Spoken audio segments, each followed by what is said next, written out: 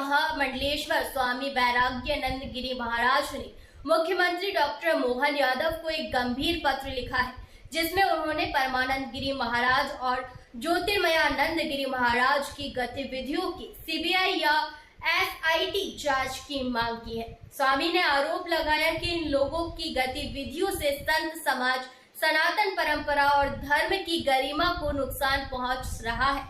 पत्र में कहा गया कि इन व्यक्तियों ने संन्यास धर्म का उल्लंघन करते हुए पारिवारिक वंश परंपरा को बढ़ावा दिया और तांत्रिक क्रियाओं के माध्यम से विरोधियों को हानि पहुंचाने का प्रयास किया।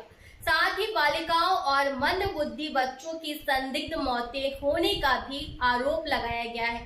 धार्मिक संपत्तियों पर अवैध कब्जे, वित्तीय अनियमितताएं और भोग विलास की बातें भी पत्र में उजागर की गई है।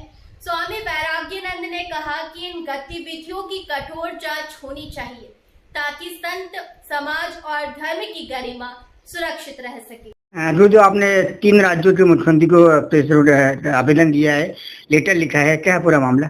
देखिए, वर्तमान मुख्यमंत्री मोहन यादव के द्वारा भारतीय संस्कृति की कई सुचारू रूप से कार्य चलाए जा रहे हैं।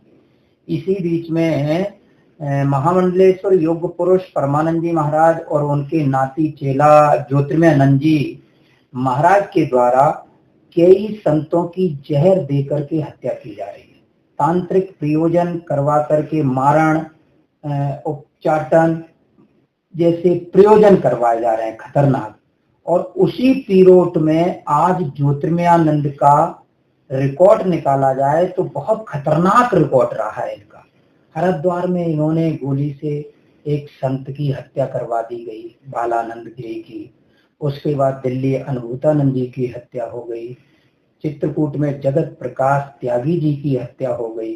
और ये सब ज्योतिर्मयानंद के द्वारा किया जा रहा है। ज्योतिर्मयानंद एक शादीशुदा व्यक्ति है, तो जो संत परंपराओं की गरिमा है उसको वो धूलमील कर रहा है। इसी बीच में 4 धाम मंदिर महामंडलेश्वर शांति स्वरूपानंद जी ने अपनी रात दिन धर्म का प्रचार करके खड़ा किया। गुरुकुल चालू किया जहां अनेकों विद्यार्थी पढ़ते, वो ज्योतिर्मयानंद के द्वारा बंद करा दिया गया। 4 धाम मंदिर हड़प लिया गया। और जो योग पुरुष परमानंद जी ये कहते हैं कि अखंड आश्रम मेरा है, उन योग पुरुष स्वामी परमानंद जी की आईडी में ही अखंडानंद जी का नाम नहीं, उनके पिता का नाम है। तो गृहस्थ पिता का नाम होने के बाद में एक अखंडानंद जी जैसे महाराज के आश्रम को ये कैसे नामांतरण करा सकते हैं? इन्होंने भी नामांतरण के लिए फाइल दी है। जो भी अधिकारी उस नामांतरण को करता है वो भी एक बड़ा घोटाला कर रहा है। इसलिए वर्तमान मुख्यमंत्री मोहन यादव जी को मैंने लेटर दिया है, सीबीआई जांच कराई जाए। योगी आदित्यनाथ को भी लेटर दिया है, सीबीआई जांच कराई जाए। उत्तराखंड सीएम को भी लेटर दिया है, धामी जी को, इसकी सीबीआई जांच कराई जाए। और यहाँ के डीजीपी को भी लेटर गया है। इसका क्या प्रूफ है आपके पास कि वास्तव में इस तरह के करें? तो नित्य ये करे हैं कि इतनी जल्दी इतने संतों की हत्या कैसे हो गई, पहला प्रमाण। दूसरा प्रमाण ये है कि जिन अखंडानंद जी का नाम योग पुरुष परमानंद जी बता रहे हैं, उनका नाम आईडी में है ही नहीं, उनके पिता का नाम है। इससे बड़ा प्रमाण क्या चाहिए? ये प्रमाण तक तो मेरे सामने है, इसलिए मैंने सीएम को लेटर दिया है।